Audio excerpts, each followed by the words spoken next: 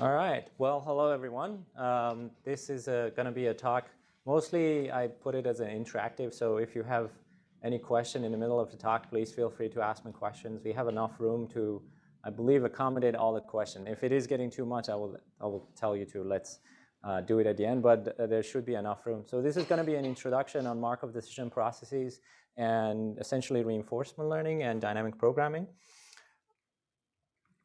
So the use of Markov decision processes, it goes through many different applications. One motivational case for us, because most of us are involved with Alexa and Echo, is that we interact with our customers. And we want to understand what the customers need in a sequence of interaction and be able to deliver what they want. In the course of interaction, we want to make sure we would minimize the notion of frustration or maximize the notion of user satisfaction. So that's one way to look at a sequential decision-making problem. The same architecture and framework that is used to solve this kind of problem applies to other domains. Like if you have DHL delivering packages in a city, like how to figure out where to go and deliver what package.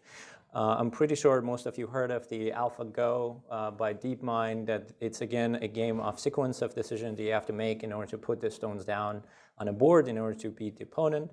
And then also if you are in the business of flying airplanes, how to schedule your airplanes to go from one location to another. So the framework that I'm going to talk about is actually capturing all of these problems and hopefully many other problems that you guys are interested to work on. Let's start with a very simple sequential decision-making problem to just motivate you guys and also give you a better grasp of what we mean by sequential decision-making. It's a simple grid word.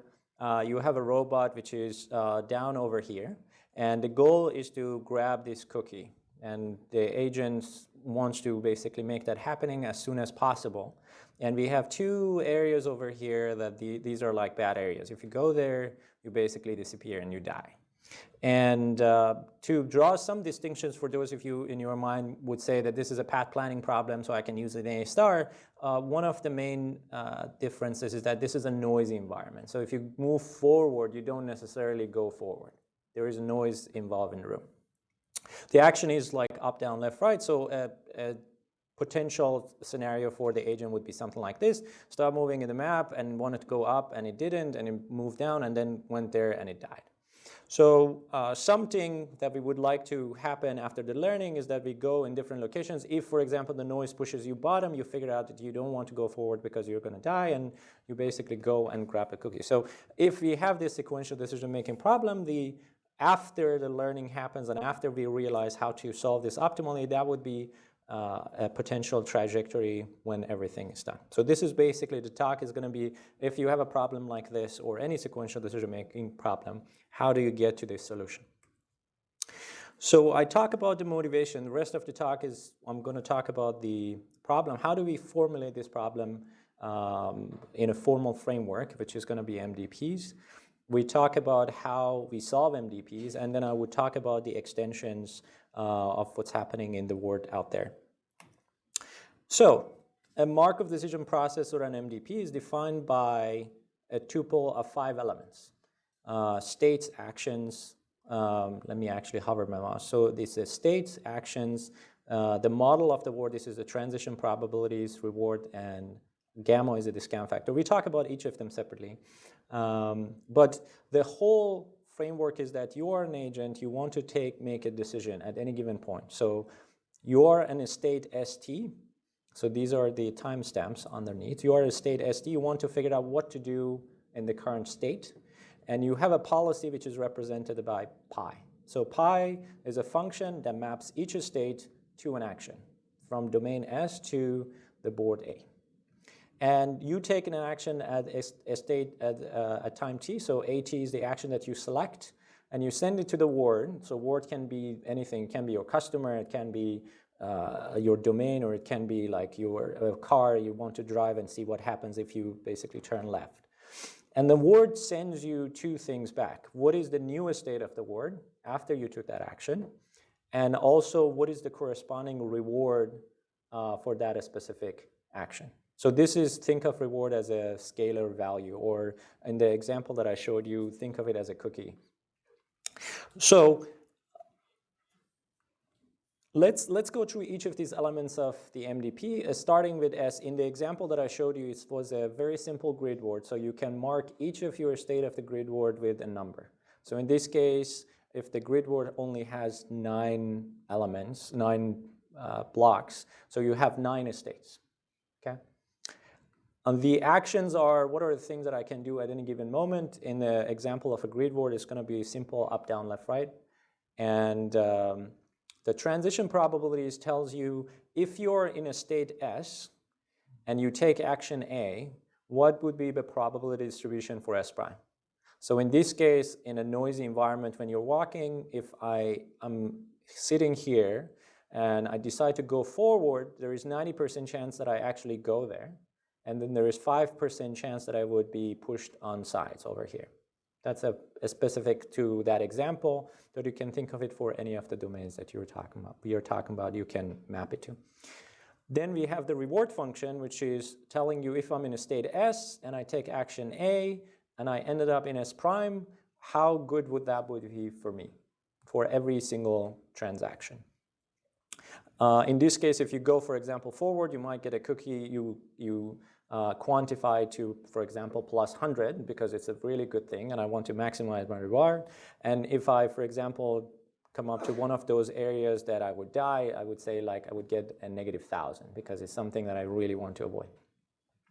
And then finally, we have the discount factor. The discount factor tells you what is the value of the reward that you get compared to getting it the next day or next year or tomorrow. You can think of it as if someone comes to you and say, I will hand you a cookie right now, and it says that in the second scenario, I will hand you a cookie tomorrow. There is something in us that says, I want the cookie now rather than tomorrow. The reason is that the further in the future you get that reward, you basically discount it. If the same thing with the finance domain, like if you say $1 today is much better than $1 tomorrow that you give me. Any questions so far? No one? Clear? Great. Let's talk about the policy. The policy, in a very simple form, is a simple function. It maps each of your state to an action. So in this case, this is one policy for that 3x3 domain. It basically says if you're on the first row, we want to go right, and if you're on the second row or the third row, we want to go up. It doesn't necessarily mean that it's a best policy, it's just a policy. It's like on the map, you can even write it on a piece of paper that for each state, what do I want to do? So with respect to any of the frameworks, there are some assumptions, and whenever you violate these assumptions, then all the results you get might have a big question mark on them. For MDPs, we have two basic assumptions when we want to solve the problem. Number one is that the domain is fully observable.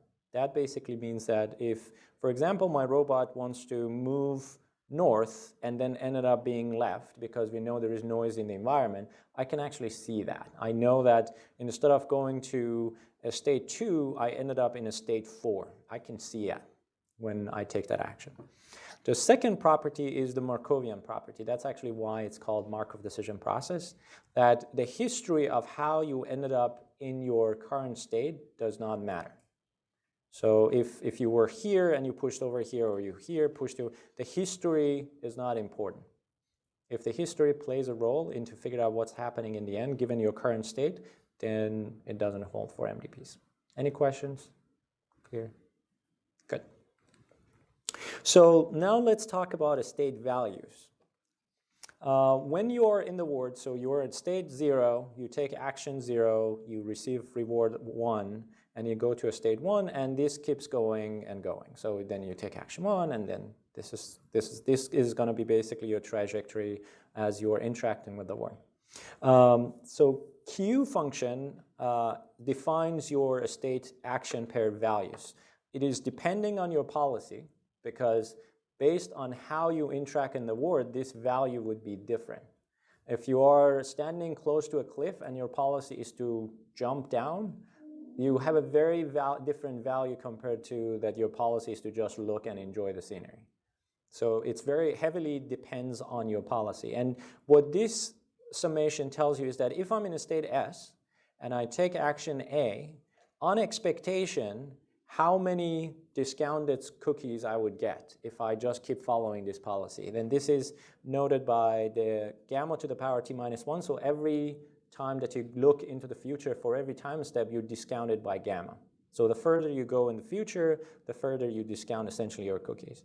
So you just sum these rewards from the current time to infinity, and given that your initial state is 0, and then the first action you get is A, and then from that point on, you basically follow policy pi.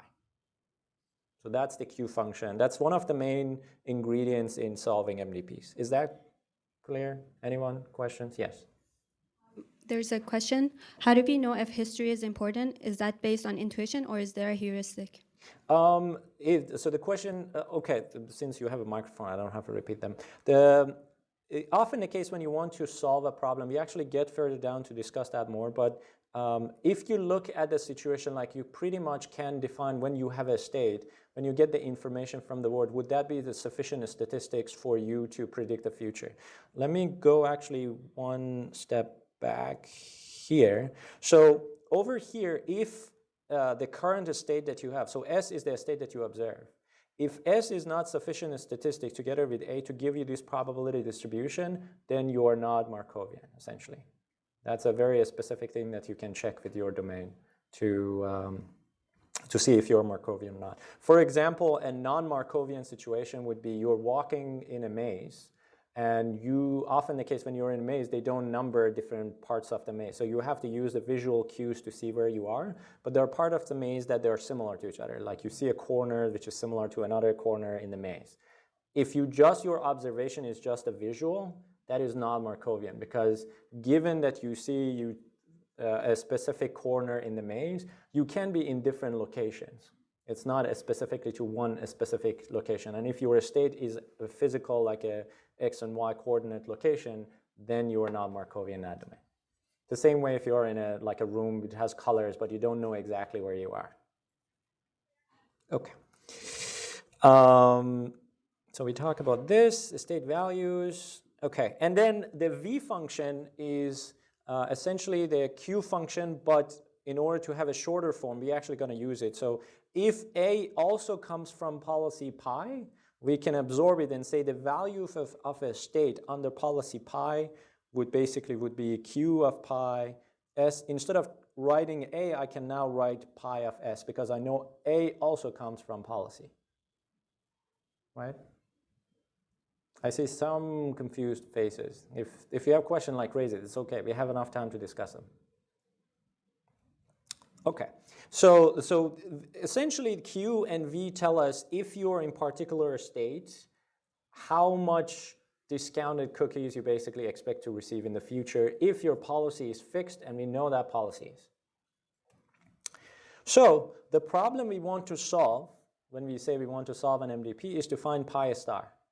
And pi star is that for every state in my MDP, I want to find a policy that would maximizes V pi S. That basically means if you follow that special policy, this pi star, at any given state, if you follow this policy, you're guaranteed that there exists no other policy under which on expectation, you get a better sum of discounted rewards. So that's what we want to achieve by solving an MDP. In the example that I showed you before, that we had a robot over here, then he wanted to just move around. This is basically the solution of that problem if you use dynamic programming. We would talk about how you do this, but the color over here represents the VS, and the greener it is, the higher it is, and the arrow shows your policy. So it basically tells you on every single state, where should you go? And it kind of makes sense, given that these two spots were the spots that we would be falling in and die. We want to avoid them as much as possible. And as we are getting closer to this point, so all of these arrows, basically, there is a flow generated to get us to this endpoint. And the closer you get to this point, the greener it is, because the higher the expectation that you would receive the reward. Can anyone tell me why there is a gradient of gray rather than all of them be solid gray when we are passing this point, pretty much? Why there is like a gradient? Any ideas? Why they're not all solid green that correspond to 1? Gamma, exactly. So because we discounted, these basically tell us if you're here, I'm pretty sure that I would get the cookie in the end, but I have to get 1, 2, 3, 4, 5, 6, 7, 8, 9 steps. And in this example, the gamma was like 0.98 or something. But if you raise 0.98 to the power of 6 or 7, then it would be a number smaller than 1. And that's why you see a gradient of green color in the picture. Any question about this example? Yes. In the block number, if you do x, y coordinate, in 8, 5, we are going downwards and not. This one? 3, 3, 5. This one. Yes. Yeah. Because we said the reward to be very high value Exactly. So this is because I think in this case this is -10 and this is 1. So you really want to because there is some noise in the movement that you have. If you try to go left, there is a possibility you end up here, which is very risky because now you're really close. Even if you're trying to come down from here, you have 5% chance to actually fall over here, and you don't want that. So from here, if you actually decide to go left, it would increase the chance of actually getting there. Even when you are trying to go left, there is a still 5% chance to fall in over there. So the best thing is to take the longest route around it to minimize the number of steps that you're basically around this death trap. And you see the same thing over here. Like right over here, it's better to actually go up rather than go and like here go up. It makes sense to minimize your risk, basically. All right. So I think so far everyone should know how to formulate an MDP and what is the objective function to solve the MDP. Now the question is, how do we solve it? Let's first focus on a case where we know the MDP fully. That basically means that I know S, A. This is called transition model, by the way. So a state, action, transition model, reward function, and gamma. If everything is known, how do we solve the MDP? Well, yes. May I ask a question? Yeah. So why the reward function depends on A and S, not just S prime? The question is why the reward function is only dependent on, it's not only dependent on S and it has S and A. In general, you can think of, this is more generic than the latter case, right? You can actually create a reward. If I give you a reward function which is based on S, A, and S prime, I can just take an expectation on every single state and then give you a reward that is only dependent on S. So that this one is a superset of that. But there are some of the, in practice actually often the reward only depends on a state. But for some of the application, like if you have, let's say, a robot that wants to move around, the action that you apply to the joints, it consumes energy. And we actually care about that. You want to minimize the energy while achieving some task of putting like a block somewhere else. And that can capture that. But if you just put the reward on the state, then you can't capture it. So it's more generic formulation of it. Yeah. So most of you probably heard of dynamic programming at some point in your life. And essentially what dynamic programming is doing is one way to solve your MDP. And the way that it does it is through two major steps. There is policy evaluation and then policy improvement. So the first step is that given your policy is fixed, someone comes to you and give you a policy, how do you evaluate all of your state with respect to that policy? So someone hand you a piece of paper and say, in each of your grids, this is how you're going to move. And then based on that, in a policy evaluation, you want to figure out what is the value of each of your state action pairs given that you have this policy fixed. Once you have that, which we will talk about it, how we can calculate that, the next step is then you improve your policy, which in this situation say that, okay, someone actually told me on a piece of paper now that on every single state action pair, this is the value that I should expect if I follow my policy. If I want to just improve my policy, what should I do? Which you can think of as a simple thing. You can just look for the action that maximizes that. If I walk right, I get like 100, and if I walk forward, I get like 95. So I should take the right action. So then I can improve my policy over here, and then you can loop back and forth until you converge.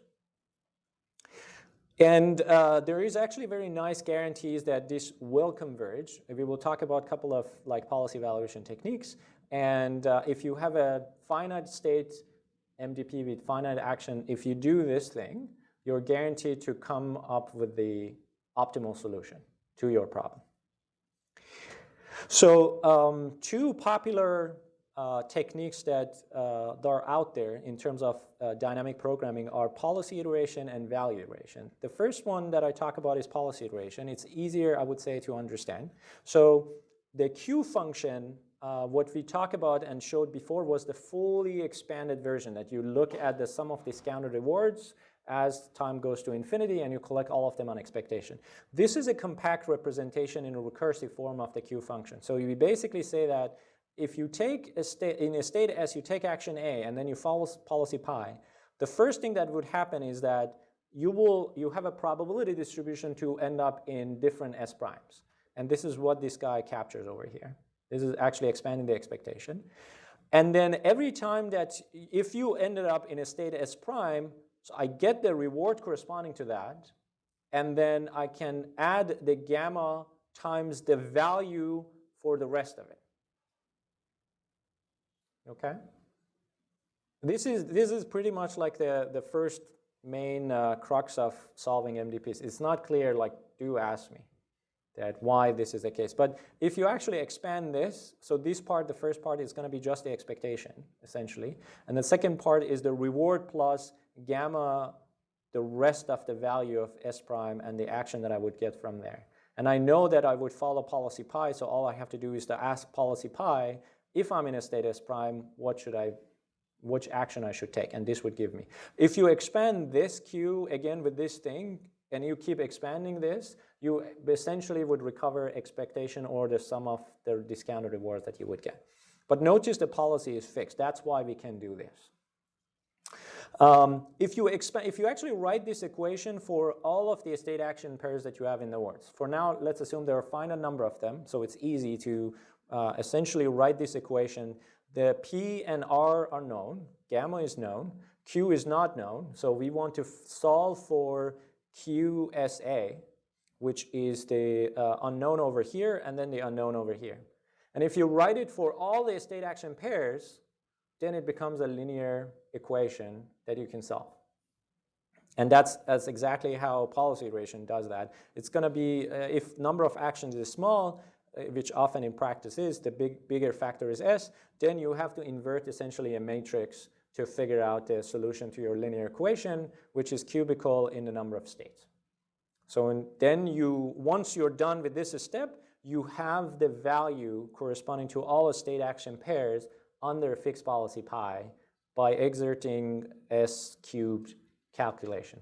There are methods that also optimize this. If you're doing iteratively this, there are techniques that you can bring it into like iterative iteration, matrix inversion, but I'm not going to talk about those. If you are interested, we can talk more at the end.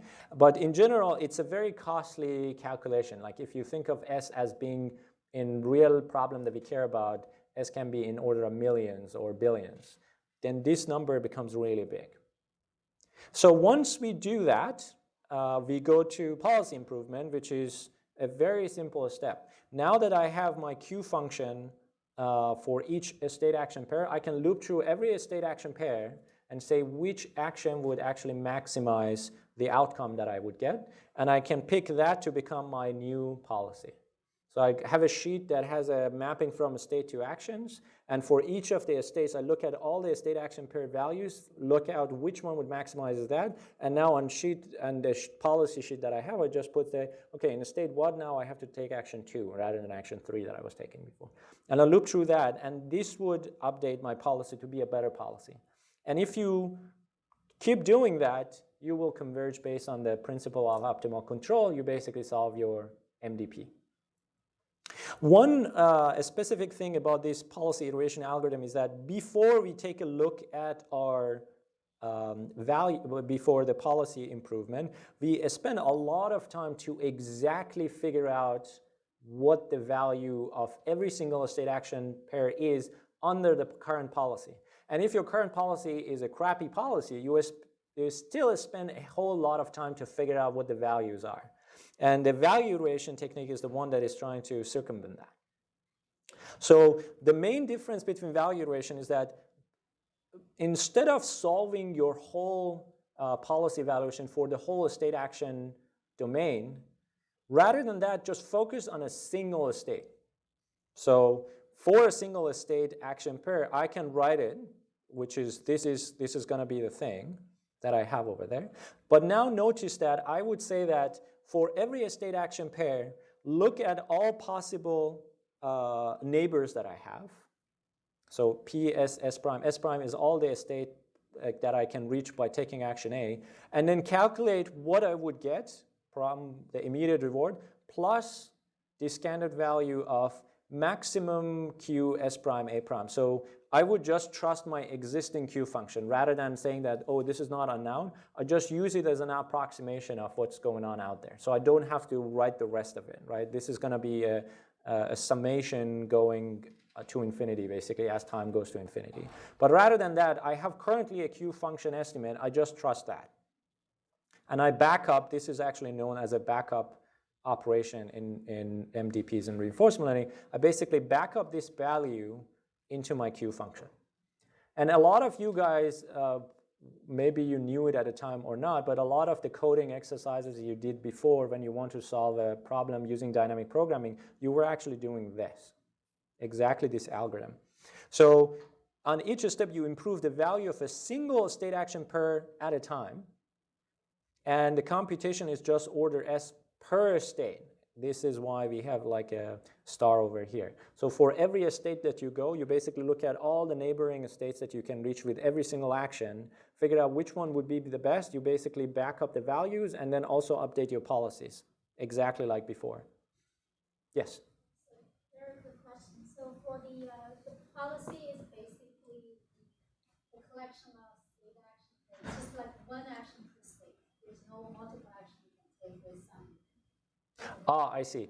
So the question is that can we take multiple actions with a single policy in a single state? That's a more generic form of, there are actually situations that you can have a policy that assign distribution to your actions.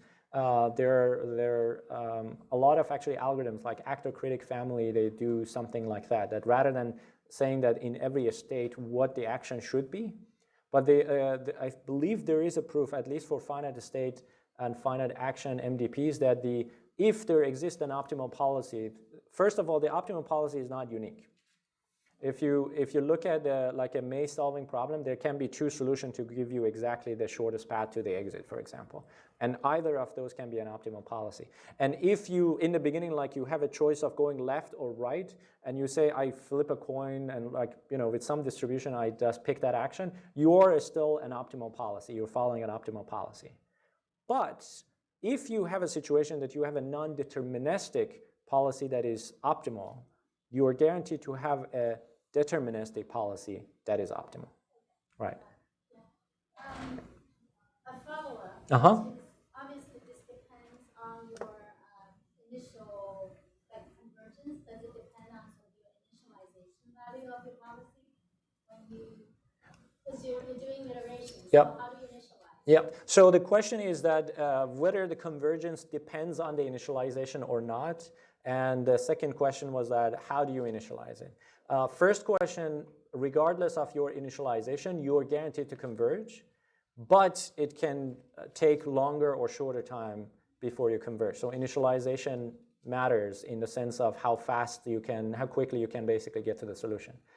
With respect to the second question, like what would be a good initialization, often the case if you have some heuristic that you think, because if you think of like A star, when we calculate all these heuristic function and we put a heuristic over there, it's very similar to here. It's basically, this is a generalization like what you think of as A star. This is like a generalization to A not being able to have negative edge cost, and also have a stochasticity when you want to traverse on the edges. This is a generic form of that. But if you put like, when you want to start and putting like initial QSA, you can just set all of them to 0 if you want. That's fine. But you can also say that, okay, in these regions, I think these are not good regions, so I can put a -100 because I know it's a bad thing. So as you back up, initially your policy would keep saying that I shouldn't go to that region. But as time goes to infinity, even if you made a mistake and your intuition was wrong, it would correct it for you. Yeah. Can I still ask one more Yes. question? Yeah. Okay. So what if you made a mistake about your problem being Markov Ah. property? Uh-huh. Because in the example you gave, Right. you can have loops, right? Yeah. Knowing that I have exactly been here, Right. started, and then coming back to this exact point again. Right. Would that impact, but I don't know, right? I don't know that information, assuming the Markov assumption. Right. So when I explore that Right. space, your A primes in the future space could come back to the exact same point. Right. How do you, so that's not. So let me actually give you a very concrete. So the question was that what if the Markov property is broken? If Markov property is broken, all of these stuff goes under a big question mark. Like there is no convergence guarantees. The solution that you get from here might not be optimal. These are all based on the assumption that I put in the beginning. A, you are fully observable, and B, you have Markov property. And sorry, go ahead. The problem that you're trying to solve, like that maze problem. Right. I would argue that it's not a Markov. Why is it not Markov? Because if I was here at a particular point, and somehow through the search I came back to that point, my future exploration, Right. that information is useful to me. Right? No, in the Markov setting, it's not actually. But in the Markov assumption, it doesn't. But in this particular case, it does, right? I don't think it is. Like when you are like solving the maze problem, regardless of how you get to a specific location, whether you looped around maybe or like just like you teleported over there or you went through all around the maze and I went over there, it actually doesn't make a difference. And if you look at it like think of it as a case that you want to solve a hedge maze. And if you're solving a hedge maze, and then let's say you have a specific map that tells you exactly where you are in that hedge maze. If you have that information, you know exactly your XY coordinates. It really doesn't matter whether you were lost for the last 2 hours and like running around, or someone like with a helicopter just dropped you over there. It doesn't make a difference in the way that you have to solve the problem. Because once you get the information, and then you will start like following the optimal policy, it just depends on the fact that I am currently in this part of the hedge maze. How I got there, it doesn't matter. Yeah, but if I'm doing the maze search, knowing that I explored a certain space, I don't need to go back to the same space, helps me expediting. Right. So your question is that because I explored certain regions, it might help me with understanding of how the word works. This is actually right. This is coming on the second part of the talk. We are currently assuming that the MDP is fully known. That basically means that I know this transition probability and this reward model is fully known. So there is no need for me to actually explore anything because I know exactly how the word works in this setting. We are actually going to the next, that becomes actually going to the reinforcement learning part, then the exploration becomes important. For this setup, when the MDP is fully known, there is no reason that I need to explore at all because I know on any corner of this maze, if I take any action, what would be the probability distribution to go to the next state and what would be the corresponding reward. So there is no reason for me to want to explore. I can sit down, think about the whole problem, come up with the optimal policy, and then just solve it. No need for exploration. But we get there. It's actually coming up on the next phase when we relax that assumption. Any other question? Okay. Just one question. Will the recording and slides be available after the presentation? Yes, it will be. I think it would be shared through the same channel that they send it out. If for any reason it's not, just email me directly. I will make sure to make the link available. So that was the value iteration. In order to make it, I put an example together to actually walk through it and understand how it works. Let's say on the left side, I'm showing MDP. So this is my transition model. We already talked about it. So if I go forward 90%, I go there 5% each side. If the transition model, if you're on the sides of a wall, so you cannot go into the wall, I add the both 5% to be on one side. So you have 10% now go into this direction, assuming that there is a wall over here that you can go. For simplicity, I said the gamma equals to 1, so our calculation becomes simple. The reward is you get 100 if you grab the cookie. Okay, so that's the MDP. In the beginning, I set up the values for all the points, all the states that I have to 0. Okay, so this is iteration 1, my value of under the policy, and the policy I randomize it. In this case, I just said all of them to go up, which is not a good policy, but I don't know how the word works. I just put it in to go up. I don't know the good solution.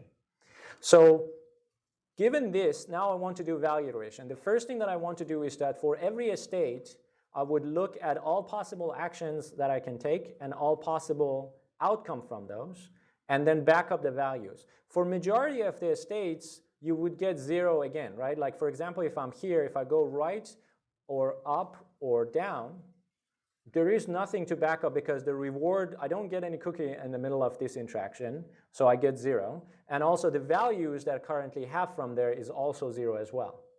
So majority of the states will be 0. Who knows what are the states that the value for them would be different if I do the first iteration of value iteration and going through all of the states? Any guesses? Which would be yes? Exactly. Exactly. So this is great. So Bridget actually solved it perfectly. So the areas around the cookie will be the only places that would change because the rest of the estates, my estimates is 0. And if I go there, I don't get a reward. And also my estimates are also 0. So the backup value would be 0. So it would remain changed. But these 3 estates are different. If I'm here, and notice the policy also changed. For these 3, I know that if I'm in any of these neighboring states, I should go towards the cookie. And the reason that this is not 100 is because of the stochasticity, right? So there is 10% chance I would end up here, and then the value for that would be 0. So this is 90, 90, 90. And then we can keep doing that. So next iteration, if I do that, then all of the second layer connected to that state would be updated. And the values, you can actually do it as a homework at home and figure out how these numbers are calculated. And you can just keep iterating that, and then your policy will start forming and telling you where you should go on eventually. And you will get the optimum policy. Was that clear how to do that? Yes. Why are they? Oh, this transition model I just put to make it clear if you're close to, like if you're here and you go forward, there is no probability to go here because there is nothing here. There's a wall. So I just added both of those probabilities to sum together to be in one direction. So if I go here to right and I flip a coin with 90%, I go forward and 10% come here. But if I'm here and I go forward with 5%, I go up and 5% come down. Just to be concrete about what the transition model, because usually you guys should not have any problem actually doing, you see the equation on the bottom, and you can just keep following that basically to figure out QSA and calculate all these numbers given this information that you have. Any other questions? Okay, so this was both the policy iteration and value iteration algorithms. For many of the problems that you would face in the future, if you form them as an MDP, and there are solvers out there that you can just apply it and you can solve them. If your MDP is small, it's a great, and many times that you are actually asking SDEs questions to code, many of times the solution is actually dynamic programming, that you basically ask them to do this. Like the cups problem, like if you want to have jars and with the minimum number of transition of water, you want to make a specific amount, or many of the, like a maze and you want to figure out what is the shortest path out of, many of them you can actually solve this value iteration and solve that question. How did the arrows change direction in the first round? How did the arrows change the direction in the first round? So this is the iteration 0. When I am, let's talk about this one, right? Because the current policy says go up. When I calculate these Q values for all actions around me, action left and action up and action down, the Q values for them will be 0, right? Actually, sorry, it wouldn't be 0. For the left would be 0, because if I go left, it would be 90% here and 5% here and 5% there. It would be 0. If I go up, I have 0, 0, and then there's 5% that I get the cookie. And the cookie is 100, so the value for taking action up would be now 5, right? For this down, similarly, you get, again, 5. But if I go right, then with 90% I would get the cookie, which is going to be 90. And then with 5% I go up and down, which is 0. So the Q of this state for going right is going to be 90. For going up is going to be 5. And for going down is going to be 5. And for going left is going to be 0. And if I want to take max out of those, the best action is go right. And that's why after the first iteration, this becomes the V of S would be the max of all QS over all actions, which is going to be 90. And then the corresponding policies actually go to that direction. Yes? If there's no down direction arrow in the transition model, how did the 3,3 cell get the down arrow after iteration 1? If there is no, sorry, can you repeat the question? If there is no down direction arrow in the transition model, how did the 3,3 cell get the down arrow after iteration 1? Oh, this transition function is applying for all the direction. It's not just for up direction. I just put it for one direction. But for any direction that you move, there, like imagine that this word is slippery. So whether you're going up, down, left, right, you always have this noise in the system. So this transition model, I just put it as an example for up. I didn't want to put it for all arrows, but this is for all direction. You have that noise. Okay. So I hope after this you guys are feeling actually very comfortable if someone gives you an MDP and you even like formulate your MDP and be able to solve it with this algorithm that I showed you. These are actually very simple to implement because all you need to do is to create this loop value iteration specifically. That's my favorite. And anytime that I ask a software development question and I see someone solve it with dynamic programming, I really think this person is like, they have a great potential. And it's a couple of lines. You basically just calculate this through a loop, and then in the second line, you figure out which one would maximize and give you the answer. And pretty much solve a lot of the question that we ask candidates very easily.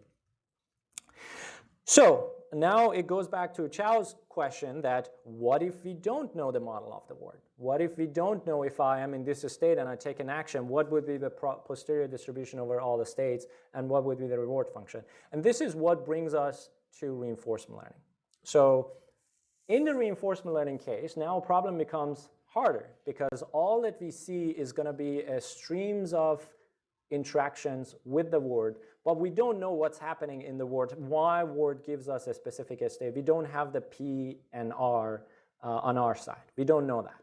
But all we see is streams of state, action, reward, state, action, reward. I take an action, I get the state and reward, I take an action, and all that I see are these samples. I don't see the full distribution. Okay, so this is a very inspiring video. This is a pigeon in a box. They put a little box down there and then they put somewhere over there. This is the goal of reinforcement learning in practice. So you put the pigeon over there, you don't tell them, you just say that that food is something you want, and then you put a box over there. This is, I didn't make this video, this is due to BF Skinner Foundation. And they just let the bird figure out what to do. And the bird start exploring and figured out that, no, this is not a good idea, it's still not close enough. And then eventually it figures out that what I should do is to bring it underneath the food and then grab the food. And this is the most elegant reinforcement learning algorithm in practice, in nature. So a lot of things that are happening out there is based on that. You know the reward function that comes in, you can see it. You also can take a lot of samples, and then in your head you can figure out. This is the main foundation that you decide if you go to a bar, which beer you should order. If you are driving to your work, how should I drive to my work? Should I take exit 5, or should I actually go on this route further and take exit 6? It's the same thing. So this is mostly in the situation that we want to deal, like in the case that initially I motivated you for like a user, you don't know what is in the brain of the user. So we are more in a reinforcement learning setting, which we don't know PNR. Is there a question? Yes.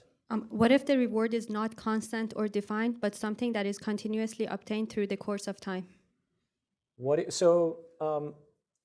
is still a function. That function we are assuming for now, we are assuming that it is fixed. A more advanced case is that your P and R can also change. An example of it would be if I'm playing a game, like let's say I'm playing poker against someone. As I'm learning, let's say I'm a junior poker player, I have no idea what's going on and I start losing a lot of money. As time goes by, I learn some like one or two few knowledge about how to play poker, I get better. So when I'm playing, if someone else is that reinforcement learning agent playing against me, the way that they want to interact with me would be different. If I'm a junior poker player and in the middle of the playing, I figure out the ways that like how they bluff or do things, then they want to play differently. So that's the situation where P is dynamic in there. We haven't talked about it, but I can tell you more about that at the end. But we will touch on it a little bit, not too much. With respect to reward, often the case in the word, it's more of the case that P would change rather than R to change. Often the case you have a specific task you want to achieve, like if it is poker, you want to maximize the amount of chips that you collect. Or if you're driving with your car, you want to minimize the time to get to your work. Or like if you're interacting with your customers out there, you want to minimize the number of times they yell at you or like they're angry at your response to them. Often the case R would remain constant, but P often the case in real world changes, like the way that your customers would interact with your device evolve over time as we expose more features or as we give them more opportunities, or even like in the beginning maybe they are less exploratory, so they would ask very specific question from Alexa, but then as time goes by they figured out, okay, we have more leverage, we can like have more variation in the way that we ask. And then the distribution and things that we get from them would be different. Any other question? Okay. Okay. I do not know why this is happening. Can someone ask the David? So you guys don't. There is still one guy over there, but I don't know. Let's just put a pause for a second. I don't know why these things like went up. Let me. Yes. It's the perfect time for questions. So the previous algorithm solves the classical MVP.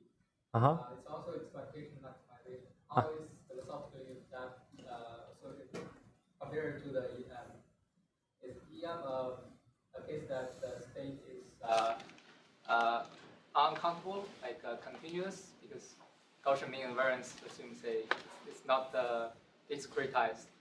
But if so, are they like mathematically or philosophically linked? I see. So the question is that if what the algorithm that we talk about has a very close relationship with expectation maximization, is it the same thing or is it different? So expectation maximization is essentially concerned with the modeling. Expectation maximization does not give us like a policy or like how to interact with the word. It is mostly concerned with if you have a model, how do you fit it in order to best predict what is out there? One of the areas that actually using expectation maximization within reinforcement learning is that when you want to interact with the environment, collect a bunch of samples, and then you want to build the model of the word using an algorithm. And that's not a reinforcement learning or solving an MDP. You have basically a bunch of examples that I was in a state 5, and then I took action forward, and these things happen.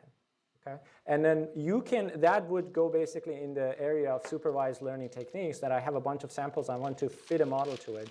And one way that you can do it is expectation maximization. You can also use any other technique. You can use SVM, but that's the part when you want to predict P. That's actually one branch of reinforcement learning solvers are called model-based reinforcement learning, where you collect a bunch of samples from the environment, then go back in your backyard and like figure out, can I build a model that basically represents all of these data really, really well?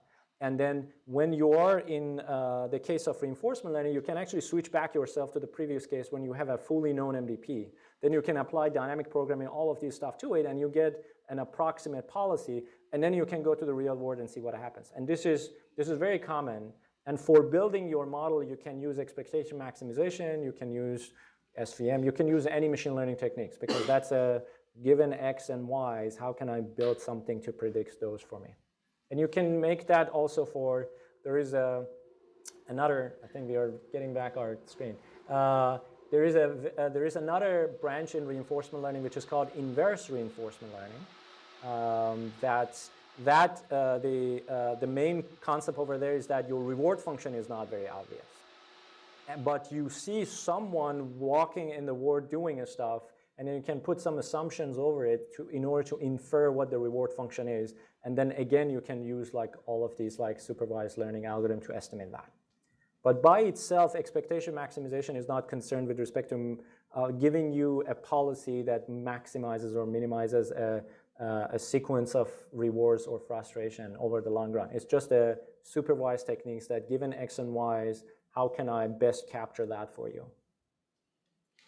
Any other questions? Okay. So now we were talking about, in the case of reinforcement learning now, we have P and R to be not known. So we don't know these two guys. The only thing that we have is this stream of component, there's the state action rewards that are coming at us. Now, what can we do? Let's go back to where we were before. So assuming that we know everything, this is what we had, right? So we said that on every state action pair, so this is the value iteration slide, on every state action pair, I basically have the full distribution over here. I have P, and I calculate the full estimation of expectation of what would happen if I take a specific action A, back up all of these, find the maximum Q multiplied by gamma plus R, and look at all the expectation and back up the value to Q and stay. This was evaluation. If you look carefully at this, so forget about the policy improvement part. It's actually going to remain the same, you will see. It's very similar. But in terms of policy evaluation case, you can think of this value on the right side as a better estimate for your Q function. So your current Q function has a value to it, which in that example, for example, was 0. And then this value would be a better estimate of that, which in this case would be a very good estimate because you have the full distribution out of it. Now what we have is that we don't have this distribution. We have some samples around it. So how can we build a noisy estimate of this Q plus? Anyone has any idea? Notice that we don't have P and we don't have R, but I don't have a sample basically from these distributions. How can I build a noisy estimate of that? Use the sample average to replace the expectation. So one of the suggestions, use the sample average to replace the expectation. It's good, but one caveat. Look at here. This is all we get. So if I'm in a state S and I take action A, I have only one sample. Right? There is no multiple sample. And the word is, so this is one of the main challenges in sequential decision making. Inside a supervised learning problem, you have this luxury that you're always in single state essentially. And you can sample a lot of, get a lot of samples and see what the Y is, and then you can do a lot of things with it. In sequential decision making, you're inside a trajectory. The moment you take an action, like if you're driving and you take exit 4, you cannot go reverse back and go again on the junction 4 and say, what if I don't take this exit? You're already there. You have to follow from there. So you have only one sample from there. So what can we do over here? I gave you a hint that we want to build essentially a noisy estimate of Q plus. How can we do that? So how about this? We find some basis function and build some approximation. This approximation will also be based on some neural networks. Okay, you're going way at the end of my slides. but that will come up. But the reason that we are doing that is something else, that we would touch upon it. For now, assume you have a small state space. The number of states and action are not that many. Let's say we have 10 states and 2 actions. It's very small. And I get this stream of data that comes at me. But the problem that I don't have this distribution. I don't have P and I don't have R. I have just samples from them. The S prime just came out of PSA S prime, and then reward came from RSA S prime. So I have one sample from each of these distributions, and that's about it. I don't have anything else. Any other ideas? Okay, so the answer is that we can just use that single sample to represent what we would get. That's the only thing you can do, right? There is no multiple samples you get. You just have one sample, so you can assume this is the whole thing. If whenever I am in a state S and I take this action A, I get this reward, and my next state is going to be this, which is in practice not true because you have noise, but that's all you've got. The only thing is that you cannot trust this estimate as much because it's just one sample out of the whole distribution. So what you do a simple gradient descent. Very easy. So that's how the whole reinforcement learning pretty much is hinging on. So what I'm showing over here, if you're in state S and there are multiple actions that you can take, for some reason you took this specific action A, you get one sample of A and you get R and you get to S prime. One sample. And then from S prime you can look at your Q function. There are a variety, there are a gallery of actions that you can take. So let's say among all of them, I basically figured out which one would maximize. So I do exactly the same thing as before, gamma plus maximizing over A prime for all the A prime that I can take in a state S prime, plus the reward that I just saw. So this would give me a better estimate for the Q in state S and for QSA. And we call the difference between, so this is a better estimate that I have, and my previous estimate was QSA. So I can create a gradient between them. So the gradient delta becomes my current estimate minus the previous estimate. So this should remind you of gradient descent techniques. If I take the difference between these two, all I can do is simple gradient descent. So I just get my current value and then move towards the direction that minimizes my delta. So you time plus alpha, which is a number between 0 and 1, and I just move towards the direction that minimizes my, my error. Notice that if I set alpha to 1, what happens? You get Q plus. If I said alpha equals 1, my current Q becomes Q plus. It basically means forget whatever I had before, fully trust this Q plus to be the thing, which is often not a good thing to do because we talk about, this is one sample out of the whole distribution. So this is the idea behind Q learning.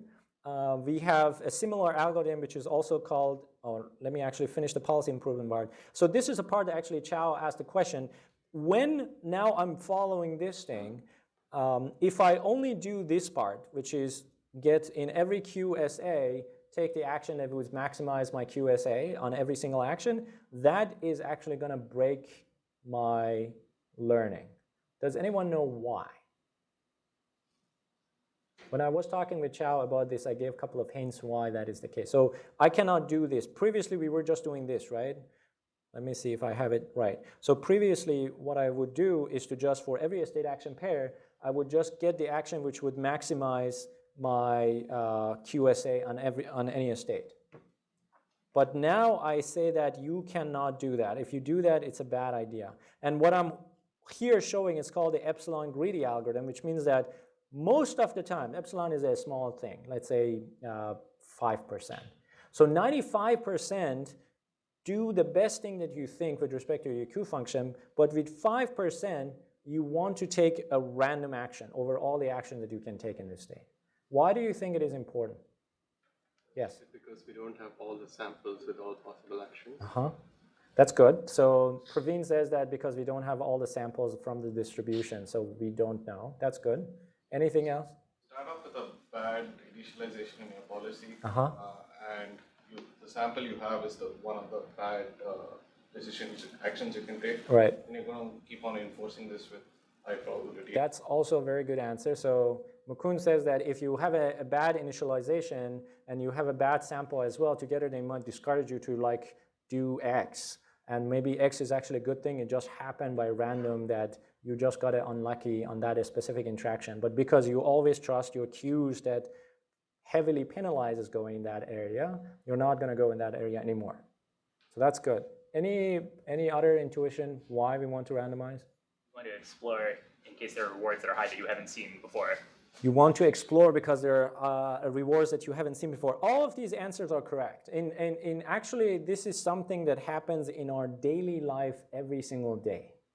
Every time that you go to a bar and you have like a specific beer that you tried 10 times and you're pretty sure that this is the beer of your lifetime and you want to try that, but there is always one other things on the menu, you haven't tried it, you don't know if it is good or not, but you try it sometimes. Not every single day you try something different. Majority of the time probably you take something that you tried and you know this is the one that you enjoy the most, but with a small probability you try to explore. So this is the whole foundation of us figuring out better and getting closer to the optimal solution. Pretty much when you are doing reinforcement learning, as long as the time is not going to infinity, which in our lifespan it would not, you're never going to be at the optimal policy. But you're trying to always get it better. So that's why when you're driving, you're trying a new way. If Waze tells you go this way and Google says that way, maybe try Waze this time. Even if there is a road that, I don't know, depending on how much trust you have in Waze and Google, maybe there is a part. If recently I went to a ski trip, and then they had a sign on the road that do not trust your GPS. They actually put that sign over there. And it was true. They were like, GPS would say, go turn. And there was like a very, Bridget was with us. It was like a very bumpy road with a lot of mud and stuff. But Google said, well, according to my knowledge, this is the shortest path to go. But it was like the hardest to drive and it was like awful. So this is the part that we humans every day actually explore in our daily life. And that's because our estimates of the world is based on a bunch of samples that may not represent the underlying distribution. And because of that, we keep exploring. The brewery might like change the way that they make their beer. The pizza place might like suddenly change their chef. We don't know, and that's why we're always exploring and looking for the new opportunities. And the way that I'm putting over here, uniform random, is probably not what we do. We don't like suddenly walk across a cliff and say, maybe I should just jump over here and see what's happened. We don't do it that way. We have some notion of, even if we don't know exactly what that is, we have some, some estimates of how good that would be. And there are other exploration. This is the very foundation of the exploration versus exploitation discussion. Anywhere you pick up any reinforcement learning paper, they have to solve that somehow. And there are various techniques. This is the most simple one, which is called epsilon greedy. You just with some probability take a random action. But that would guarantee you, if there is something out there, there is actually proofs. If you do epsilon greedy exploration, as time goes to infinity, you will recover the optimal solution. Any questions? Yes?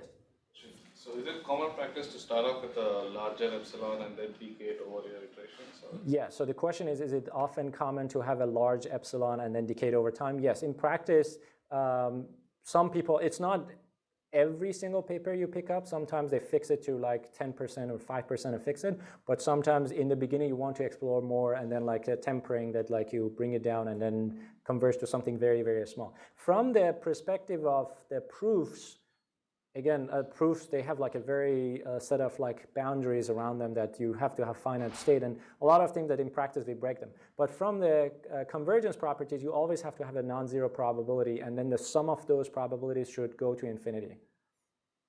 So if you decay like with 1 over alpha squared, I think, like something, if you look at those sum of these, a lot of these infinite series, some of them would be bounded, and those with respect to the convergence properties are not good. It should be something that the sum goes to infinity. Yes? Does it also help in the case where you have enough samples, but you don't want to put too much faith in your probabilities that you calculate at that point with those samples? You have samples, but you don't want to put faith in your... Say, for example, you test your like an autonomous flying machine in 2 different places where you take a certain action and you end up in a particular state. And let's say now you and you calculate your probabilities based on, like, I took so many maneuvers and this is the probability I land in different states. But now I change the setup completely where it's very windy. And now I do the similar simulation, but I get different probability distribution. So in the situation that you were talking, so the situation Praveen is talking about, like you're trying to do sequential decision making on a robot flying around, and then you had some samples gathered with respect to part of the air, and then suddenly it starts being windy, and then your distribution and everything would change. The wind is going to be part of your state. So if you have a representation here that you can enumerate the number of states, let's say in your space you have X, Y, Z, and all the orientation and everything as parts of the status space, wind should be another dimension to your status space. because being windy or not windy is actually all that matters, because wind would actually be one of the sufficient statistics you need to predict the future, what it would happen, right? So if you don't put wind, that's a separate thing. That whatever, in this scenario that we're talking about, wind is going to be one parameter of your state. And if you get samples in part of the state space that you didn't have wind, so far, it has no correlation if you turn on wind. Currently, with whatever we talk about, is that there's no generalization between them. Nothing changes. It's completely a separate situation. Okay, so this is another algorithm very similar to the previous one, was Q-learning. This is SARSA. Then the reason that it is called SARSA is because it's a state action reward to state action. That's the reason. If you look at the previous graph, I just go between them. So this is the Q-learning, and the only difference that you see is that I do not even look at possible next action when I want to build my estimates. I just trust the action that I picked. And notice those two can be very different. Why? Because the policy is this, right? So there is a chance if you're in a state S prime. So currently for the SARSA, there is no maximization over here anymore. Let me go back again to make it clear. So the Q-learning, you take the action that maximized S prime. And then you can ask me, well, why didn't you just pick the action that we took? The reason is this, because sometimes I know if I take action 2, it's going to be better, but because I want to explore, I take action 1. So my A prime can be action 1, but if I maximize over it, I take action 2. When you're doing Q-learning, you do not penalize yourself for taking a random action. You actually trust it based on the action that is maximizing a thing.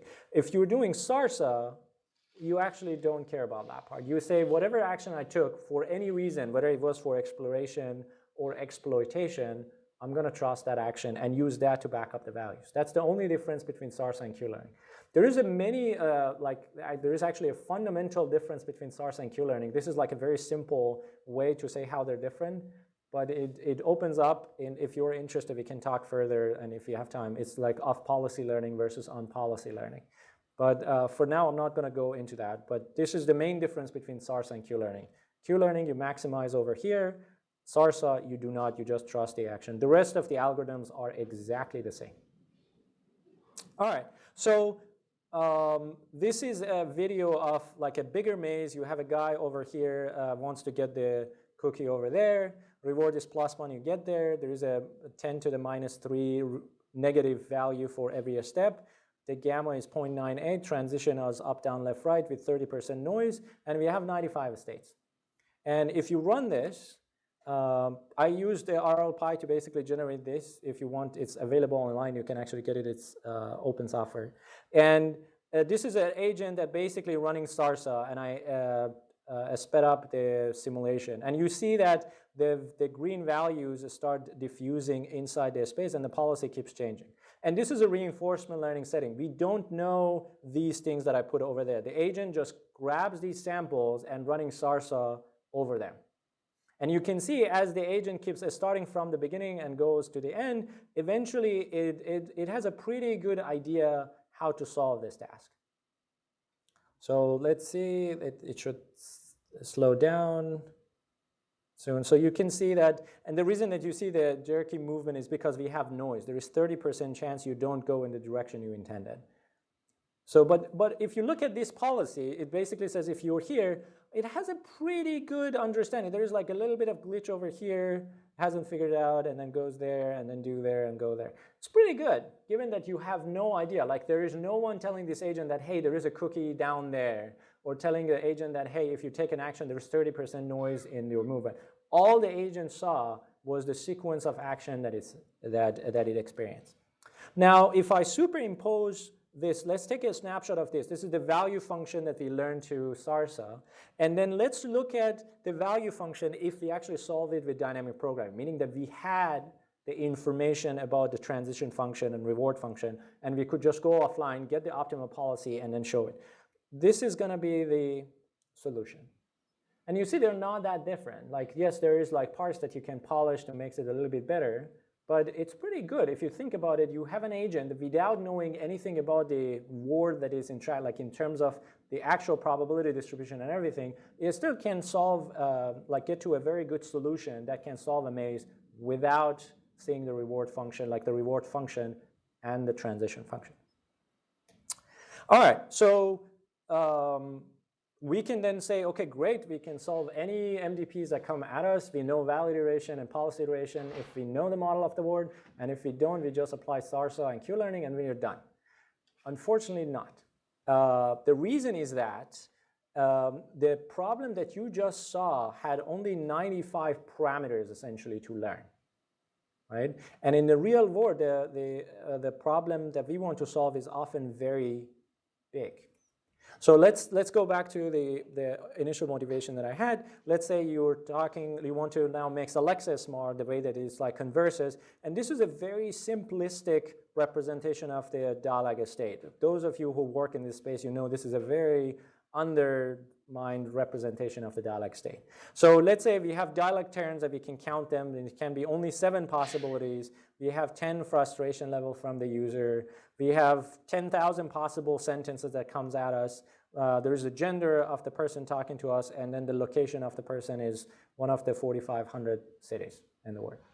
There's a very, it's like a pretty much dialed down representation of what the dialogue can be. In practice, much bigger. If you multiply all of these together, it's the 6.3 billion parameters that you want to learn for this simplified version of the conversational thing. And you realize for the previous image, the video that I showed you, it was only 95 stayed, sped up 20 times, and show you how much time does it take to actually do that. So if you want to solve the optimal policy for this, you have to wait quite a bit to like taking samples and making all of this stuff happen. So what should we do now? The solution comes in the extension part that we use function approximation. And that's pretty much why we humans with the limited lifespan, we can very quickly understand concepts and learn things with very few examples. This is one of the reasons to me that you approximate. If you go to a new building and you haven't seen it before, but you can draw some connection that, oh, it seems like it's a big rectangular building, you suddenly much better in finding your ways in that building without being in that building ever before. Maybe the walls are a different color. Maybe the location of the building is different. Maybe it's in a different city. Maybe the signs are in a different language. But you still can generalize your concepts across. And this is what we want to do in order to scale reinforcement learning. So this is one way that you can do function approximation, which is linear function approximation. It's pretty easy. So if you get a state S, you first extract features from your state. We go through one example. But let's say these features are, for example, is this person female or male? So this is 0, 1. Or this, does person have like a history of buying X? Is this feature 2? And all the way to feature N. And now what we want to learn is a set of parameters corresponding to these features. So this is linear function approximation. There are all sort of like, you know, as you mentioned, that we have like, we can use a DNN. We can use any kind of function approximation you can think of. You can use Gaussian processes. You can think of anything. But this is the most simple one. So the value of a state S under policy pi now being represented by inner product of your feature function times by a weight vector. So an example, the state is that there is a male person in Seattle talking with the system, and it has like a set of other properties, and then we build the feature function. So is this person male? Yes. Is he in Seattle? No. And like a lot. So this is binary feature. In general, they can be any kind of features. It doesn't have to be binary. But you extract these features, and then you have some weight. So if I want to evaluate the value of this current state, I basically multiply these together. So it's with 20 plus 10 plus 10, it gives me 40. So the value of this state is going to be 40. And now the harder question is, what kind of features should we use? And a lot of you that are working in NLP, you use n-grams, back of words, a lot of things out there that you can use. But it's actually a very tough problem. I don't think it is solved yet. One of the ways that has been very successful is put a DNN and make it expressive enough to pretty much capture any features for you. For those of you who worked in vision, you know it used to be like people come up with a new feature function.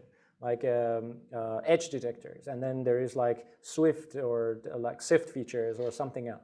But now all of them are being sidetracked by having DNNs. They actually show DNN can recover these feature function for us automatically. So that's pretty much the same deal for reinforcement learning as well. This is one of the early works of Whiteson et al. 2007. This is adaptive tile coding. Let me just pause it. So what you see is we want to represent a two-dimensional function, and initially what they're doing is that put it in certain tiles. So they assume that the value in each of these areas are constant, and then they basically figure out the value for that given the samples that are coming in, but they generalize the value in each of these tiles to all these areas within the tile. This is a continuous function that we want to represent. And then if they see a lot of errors over there with some rules, you can read the paper, they basically split these tiles further. So you start basically initially with any thing that you think is reasonable. You can assume it's a 5 by 5 if you have a continuous domain, and then you run the algorithm. And this is, I think, is a wave function if you're trying to approximate in this case. So we go to a smallest thing, and so this green thing that you see is a function we want to represent, but these being captured by the values of these tiles. It's not exactly the same thing, but given that you have limited representational power, you often cannot exactly represent it, depending on the function that you pick. I'm sure you can put a set of Fourier function to basically capture it much better. But this is like one way that you can do it. When you're doing function approximation, this is getting a little bit math heavy, but essentially what we are doing, the V function that you have can be represented in a matrix form. So this is going to be your phi matrix. So this is now a vector rather than one value. So now I have V to represent all my states. So let's say the number of states are finite. Then I can represent it as an inner product of a feature vector, which is called phi. So for each of them, each row is a feature corresponding to each state. So this is going to be S by M feature, or like in this, yes, S by M feature. And then the next one is now that I mapped essentially my S-dimensional space to an M-dimensional space, which is M is much smaller. The number of features that I have, the number of dimensions and all possible combination of them is much smaller than actual whole state space. That's the whole point of it, right? We want to go from huge to a smaller number. And then now I have the theta, which is M times 1, and then I can approximate my V function, which is now a vector, by the inner product, by the matrix multiplication of phi times theta. And again, the same deal. If you want to do linear function approximation and you want to do policy iteration, you do the same thing. I have this thing before for a single one, but you can imagine if you want to write this in a matrix form, it actually turned out to be this a matrix equation. So T is your Bellman operator that basically does that for every state action pair that you have. R is your reward function for every one of those states, and P is your transition probability in a matrix form, and V is your current estimate. And once you solve for a fixed policy, so the policy, I didn't put it, but it's a fixed policy, this is essentially the policy evaluation in a matrix form. And if you want to solve it, you can build R, you know R and you know P, V is not known, T is known, so you can build T, and V is not known. So you can actually look over here and see that V would actually come out of this. You can actually solve it and give you the V as a inverse of, like, you can actually solve this as a linear equation. But it's a costly calculation. What's happening geometrically, this is actually the solution. So the pi is, so let me, there are a lot of notations over here. V is your optimal value function. This is a point in a space. And for now, let's assume for simplicity that this huge dimension, it has only 3 dimensions. And then the smaller, lower dimension that we want to represent, given the features that we have, is now 2 dimensions. So this is this plane. So any point in your value function has to reside on this plane. It cannot go out because your features cannot go to represent anything outside. So if I have V, there is a projection function that I can define, which is actually this thing over here. So phi is your feature matrix. D is a distribution, like how often you see each of these samples. You can assume it's I for simplicity.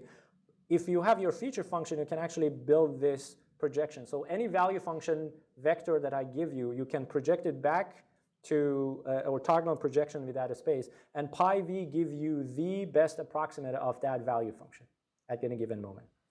What the Bellman operator is doing is the t operator. So if I have this, my current, we don't know v, unfortunately, because we have to solve the problem to find v. But at any given point, I have v tilde as my current estimates of the value function. So what I can do is to take the t, which is the Bellman operator, and then project it, which almost always this projection would get you out of that space. You cannot represent that value function in your feature space. And then what you do, you basically get pi and bring it back to that space. So that would be your new update. So remember when we were talking about the value iteration, it's pretty much this is value iteration with linear function approximation. This is how it looks like. You first estimate your new value function, and then you project it back into your space. Make sense? It's a little bit, we are going into the math side. I promise we're going to come out very soon. It's pretty much like the end of the talk. But this is basically how you do reinforcement learning when you're doing linear function approximation. And if you want to expand it to, there are all expansion to DNNs, various types of algorithm. The good news for you is that once you want to actually implement it, all you have to do in terms of the Q-learning is just add phi over here. That's the only difference with respect to going from tabular representation to linear representation. If you want to know why, there is a very interesting paper I can point to there, why phi comes here. But as a sanity check, when we are doing linear function approximation, our theta now represents our value function. And we know our theta has the same number of dimensions as number of features, right? And we know that, so our previous estimate is essentially captured by theta. Our delta is a scalar. Our alpha is a scalar.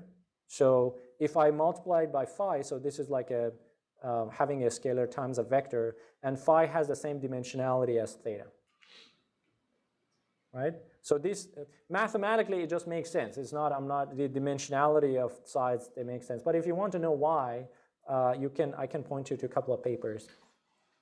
So this is for the Q-learning. If you want to do SARSA, it's essentially the same thing, exactly the same thing. You just have phi captured over here. So your value function is being represented by theta multiplied by phi of that SA. That would give you QSA. And then the update only has this thing. All the other things are pretty much the same. So the only thing that we change is that instead of representing Q function directly, because we know it's a high dimensional, we can't afford it. The only thing is that now we are using phi and theta to represent that Q in a lower dimensional space. So my parameters, so phi function, someone gives you the feature, so I know phi SA, that's given. The only thing that I don't know is theta, and I want to approximate theta. And if you're doing linear function approximation, all you need to do is this. And if you want to go beyond and do like DNN and like doing backprop, the whole process is very, very, very similar to this equation that you see over here. So you can do DNN with Q-learning, which you essentially doing this. And you can do DNN plus SARSA, which you do something very, very similar to this. The only thing is that at the end, when you want to update this theta, because linear function approximation is essentially a perceptron with one layer, but once you're going to a bigger DNN, you have to backprop from layers to layers. So it's not going to be just this update. It's going to be multiple of those. But the essential, the building blocks of that is basically this. So I want to wrap up. I think we are exactly at 2:30. But if anyone has any other questions, please feel free to ask. I can also point you to some of the material. A lot of the algorithms that I also talk about is available in RLPy package. You can just basically download it and install it and play with it. There are a lot of domains in it as well. I use that to create the video that I just showed you and the learning agent. But is there any question? The package is called RLPy. So Reinforcement Learning Python, but it's the acronym RLPy. There is a page, and it's not part of even Amazon. I did this when we were with colleagues at MIT before. Any other question? Everything makes sense? Good, oh yes. What do you think a good value approximation function? Like I saw you projected like the TV onto the V prime, which is the same space as the value. Yeah, value approximate, but what guarantees do we have in terms of like the difference between V and V tilde? What guarantees we have about V and V tilde? There are a lot of interesting theoretical papers are coming out in terms of the convergence guarantees if you want to do something like this. There's even two metrics. I specifically put it in different colors, but I didn't want to go too deep in it. There are two metrics that you can minimize when you want to do reinforcement learning in a matrix form. One of them is that you want to minimize this, this arrow over there, which that I want to find the V that the distance between this V and this TV are minimized. What parameters would give me that? That's one thing that you can optimize. The other thing that you can minimize is say that, okay, I'm going to project it over here and then project it back into my space, and then I want to minimize this blue line over there.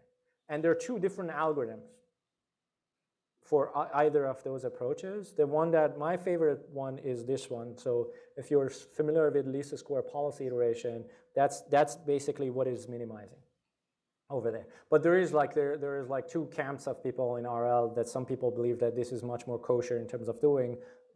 People over here said this is much more practical, and in practice it works much better.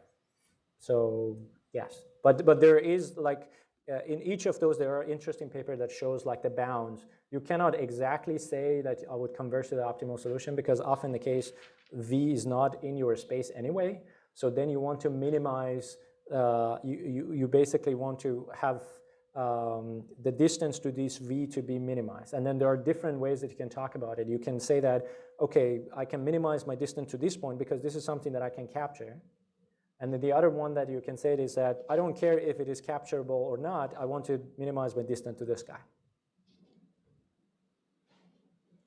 So there are like, different ideas, but there are different bounds and different with respect to different algorithms, like how they work. There are a lot of interesting, in terms of linear function approximation, there is a lot of work has been done.